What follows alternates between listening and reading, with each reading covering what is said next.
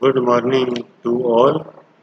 Today we will start our new chapter, and this chapter is the theory of balanced growth. In this chapter, we have discussed the balanced growth theory, its doctrine, its benefits, and last we also discussed about criticism of this theory. Now we start this lesson with the definition of balanced growth.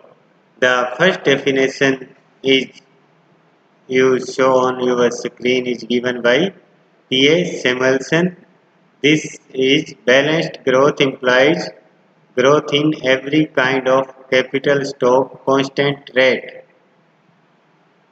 P. A. Samuelson said that balanced growth implies growth in every kind of capital stock constant rate that you or some country invest in is all sector at constant rate.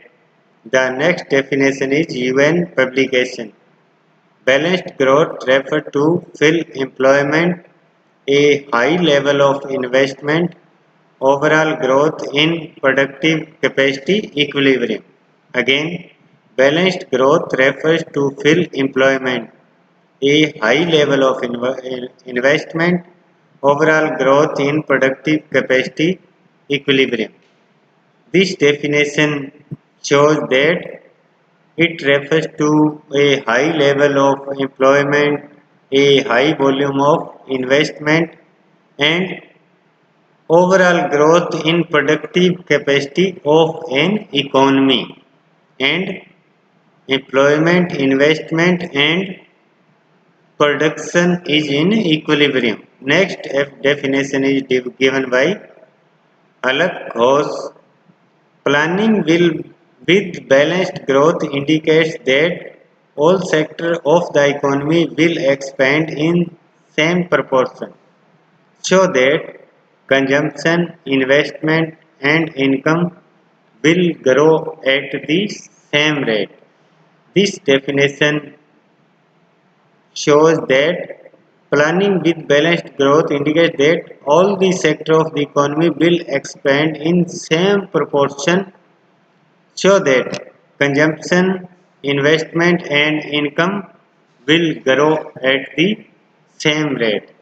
So these are the some definitions of balanced growth theory. And firstly, this theory is given by first of all by Frederick List in 1928, and then it described by Arthur Young, Marx, Lewis and Rosenstein Rodan. Now we will discuss the basis of this theory. The doctrine of balanced growth requires the balance of three types which is discussed below. First is first basis of this theory is supply side. Supply or production in an underdeveloped country is low. The reason behind is that saving in these countries low income, low saving result in low investment. Low investment leads to low capital formation and low productivity. Low productivity leads to low income. This is from supply side. This is the vicious circle of poverty, and it shows vicious circle of poverty from supply side. We in this circle begins with low income. All of you know that the income in underdeveloped countries is very low.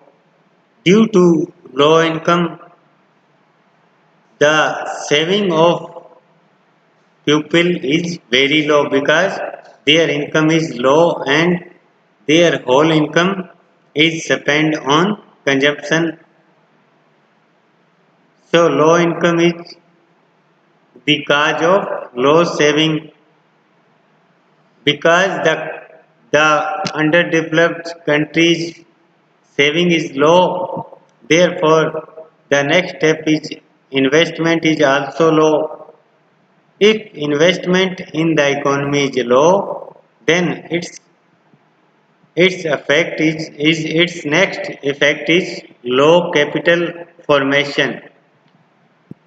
Because of low capital formation, the productivity of low and then productivity low productivity leads to low income, and this is the vicious circle of supply side in an underdeveloped countries. So in other aspect of this theory or other side of this theory is demand side. This demand side,